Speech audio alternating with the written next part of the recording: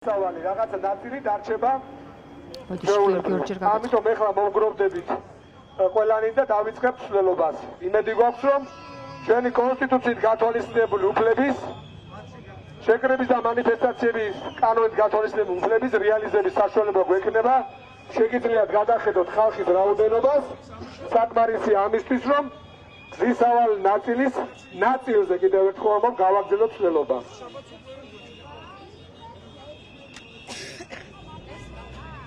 ყველგან პოლიცია! ყველგან მილიცია! ყველგან მილიცია! უფრო კონკრეტულად ჩვენი კორესპონდენტი ხატია სამხარაძე მოგვიყვება, რომელიც პარალელურ რეჟიმში ხედავთ, რომ იქ არის მარიამ მეყანწიშვილი გამოდის სიტყვით და გრძელდება მარში. სად არიან ზუსტად ვერ ვხედავ და ამიტომ ხატია თვითონ მოგვიყვება, სად არის ახლა მსვლელობა, როგორც ჩანს პოლიციამ, მილიციამ ისევ არ მისცა აქციის მონაწილეებს რუსთაველის გადაკეტვის საშუალება.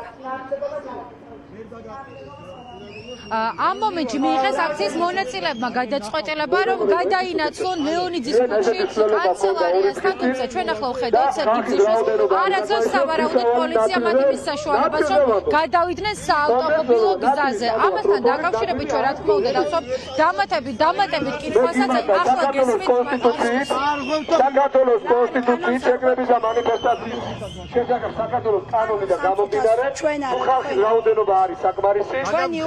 გავაგრძელოთ ცვლილება. წინაზე მიმოძრავეთ ნახევარი გზაზე ვიყავით.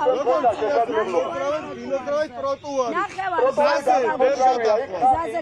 შეგიძლიათ გადახვიდეთ ტროტუარზე. არა, წინაზე შემთხვევაში ვიმოქმედოთ კანონის შესაბამისად. ნუ ყვიროთ. ძალაუფლება არ ნიშნავს იმას, რომ საკუთარ თავს უნდა მიცეთ ყველაფრის უფლება. ძალაუფლება სჭირდება მოწიწება, მათ შორის. ხალხის რაოდენობა არის საკმარისი რაოდენობა, რომ არაძლევს პოლიცია ამ ადამიანებს იმის საშუალებასა და უფლებას, რომ გადაადგილდნენ საავტომობილო გზით და ავიდნენ კანცელარიასთან ლეონიძის ქუჩის გავლით. მიუხედავად იმისა, რომ გუშინ ჩვენ ვნახეთ მსვლელობა ტაბიძის ქუჩაზე, სადაც არ იყო პრობლემა, ჩვენ ვმუშაობთ ისევე როგორც თქვენ. თუ არის საკმარისი რაოდენობა, რატომ არაძლევთ ამ ადამიანებს იმის უფლებას, რომ გადავიდნენ საავტომობილო გზაზე?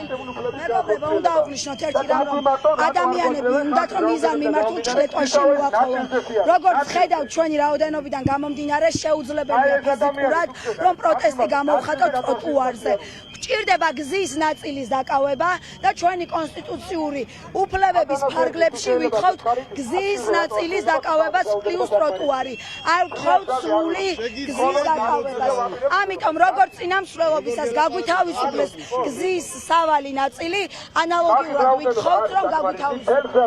ლეონიძის ქუჩის გადასაკეთად საკმარისი რაოდენობა ხომ არის და რატომ არ აძლევთ საშუალებას, რომ გადავიდნენ? არ არის საკმარისი რაოდენობა? თქვენ შეგიძლიათ იმოძრავოთ ტროტუარზე, გზაზე ვერ გადმოგიშვებთ. საკმარისი რაოდენობა არ არის იმისთვის, რომ გადავიდნენ. ძალიან კარგად. აბა რამდენია საკმარისი რაოდენობა ლეონიძის ქუჩის? შეგიძლიათ იმოძრავოთ ტროტუარზე. მე აღიხსენით ყველაფერი. მოდი ტატოს ვკითხოთ, ნახოთ რა გადაწყვეტილებას მიიღებენ. შესაძლებელია აქციის მონაწილეებმა მომენტალურად შეცვალონ გადაწყვეტილება იქიდან გამომდინარე, რომ საკუთარ უსაფრთხოებაზე იზრუნონ. ვნახოთ როგორ განვითარდება პროცესები. ჯერჯერობით აქციის მონაწილეებს გეგმაში აქვთ საკუთარი მიზანი აასრულონ და ავიდნენ კანცელარიასთან. აი ხედავთ ახლა ტატო კილბაკიას. ტატო, თუ შეიძლება მეგაფონს მიღმა უნდა დაგისვათ კითხვა. ხომ არ შეცვლით და გადახედავთ გადაწყვეტილებას იმასთან დაკავშირებით, რომ ახვიდეთ ლეონიძის დამაბრუნეთ ეთერში. დაემორჩილებით მათ ამ მოთხოვნას? არა, ჩვენ ეხლა აგერ ვართ მოსული.